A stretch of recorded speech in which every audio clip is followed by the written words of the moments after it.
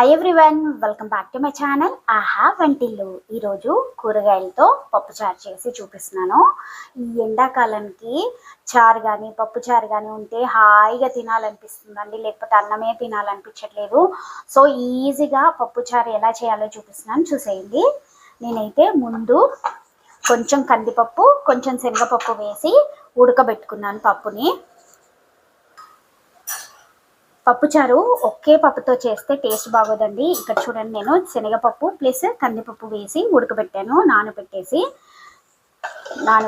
ఉడకబెట్టాను. కాబట్టి ప్రెషర్ అంతా పోయాక మనము ఇలా దింపేసి మంచిగా మెదుపుకోవాలి.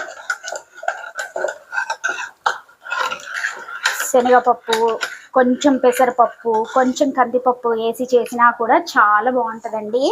ఇప్పుడు మనము ఇందులో సాల్ట్ వేసుకోవాలన్నమాట. సాల్ట్ ఇప్పుడు వేస్తేనే పప్పుచారు కమ్మగా వస్తుందండి. టేస్ట్కి తగ్గట్టుగా ఉప్పు వేసేసాను కదా, మంచిగా కలిపేసుకొని మనం ముందుగా తీసి పెట్టుకున్న చింతపండు రసం అండి, ఓకేనా. ఇంకా ఇందులోనే సొరకాయ ముక్కలు,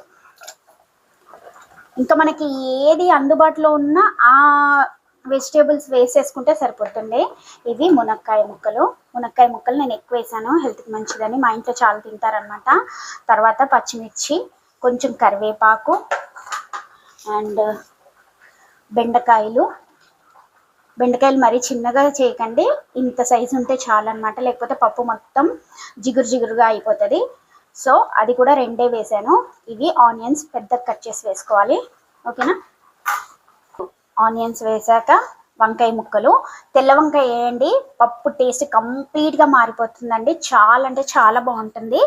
ఇందులోనే మనము కొన్ని మెంతులు, కొంచెం పసుపు. పప్పు ఉడకబెట్టేటప్పుడు నేను పసుపు వేయనండి, ఇప్పుడు వేస్తాను అనమాట. సో ఇలా అన్నీ వేసాక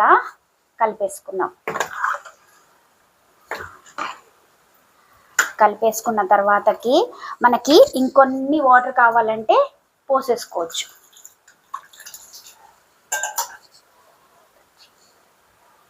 కొన్ని వాటర్ పోసేసి కొంచెం అంటే కొంచెమే కొత్తిమీర పైన వేద్దాము. ఇప్పుడు కొంచెం కొత్తిమీర వేసేసి ఒక్కసారి కలిపేసుకొని మనం దీన్ని మళ్ళీ ఒక్క విజిలే పెట్టుకోవాలండి, ఎక్కువ విజిల్స్ పెట్టుకోకూడదు. ఇలా కలిపేసుకొని ఒక్క 2 విజిల్స్ పెట్టుకుందాం, ఓకేనా. మామూలుగా మసలు పెట్టకుండా ఇలా కుక్కర్లో పెట్టేసామనుకోండి, కూర ముక్కలు ఉడికిపోయి పప్పులో మంచిగా పప్పుని పీల్చుకుంటాయి అన్నమాట. ముక్కలు కూడా పప్పులో ఉడికిపోయి చాలా టేస్టీగా అనిపిస్తుందండి.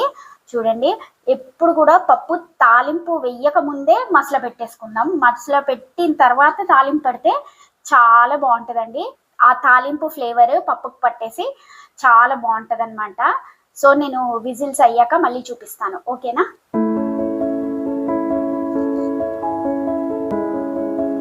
చూడండి, మన వేడి పప్పు చారు రెడీ.